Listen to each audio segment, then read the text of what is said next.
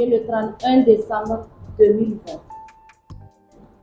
Auteur, compositeur, interprète burkinabé, Flobi Belenegre, plus connu sous le pseudonyme Flobi, s'est révélé en 2006 à travers son premier album Mansoy. L'artiste officie dans la musique moderne sur un fond traditionnel mouaga. Il a, au fil des ans, prouvé aux mélomanes burkinabés l'étendue de son talent artistique à travers sa voix singulière, rythmée et mélodieuse.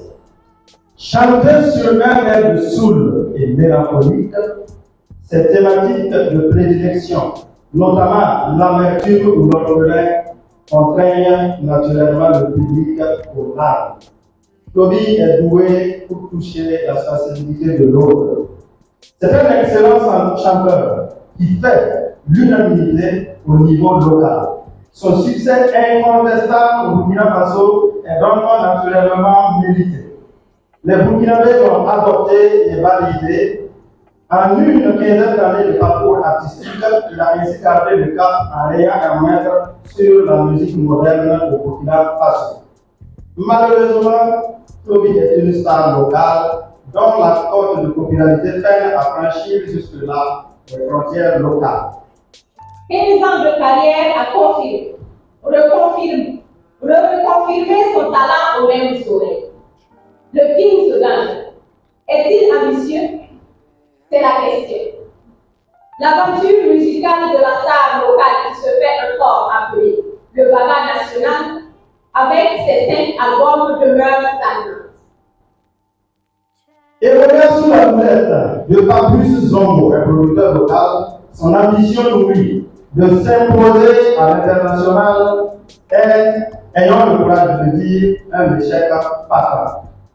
Faut-il encore remettre en cause le potentiel artistique de Flobi ou l'incompétence de toutes ces personnes qui interviennent dans son management depuis le début de sa carrière? Il ne serait pas hasardeux d'avouer que notre star n'est pas compétitive à l'échelle sous-régionale, voire mondiale. Pire, ces dernières années, il se fragilise de plus en plus en s'investissant plus dans la musique commerciale. Le plan de carrière à court ou à long terme de Flobi doit-il se réduire au produit local ou à la seule vision artistique du responsable de Merveille Production, Papus Zongo? La question mérite d'être posée. Cette idée selon laquelle le marché local est aussi un potentiel marché qu'il faut conquérir est certes légitimement justifiée, mais faut-il pour autant passer toute sa carrière à reconquérir un marché déjà conquis avec un premier, un deuxième, un troisième, un quatrième et un cinquième album? Au final, on viendrait presque à se demander à qui profite ce marché local. À Flobi ou au commandant Papus? Que peut-on reprocher à Flobi si ce n'est sa fixation nationale et ou cette peur de se glisser sur un terrain international dont même son manager général appréhende peut-être mal les conditions?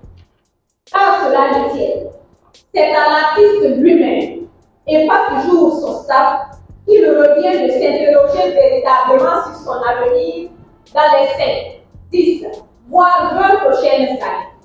Il devra donc, sans faux fuyant, choisir entre un succès local infructueux sur le long terme ou se retrouver dans le top 10 ou 20 des artistes africains de classe mondiale. Et en la matière, il n'y a pas de baguette magique. Il faut juste savoir se convaincre de son possible. Il faut juste savoir se convaincre de son potentiel, se donner de l'ambition et s'entourer d'une équipe compétente et résolument ambitieuse.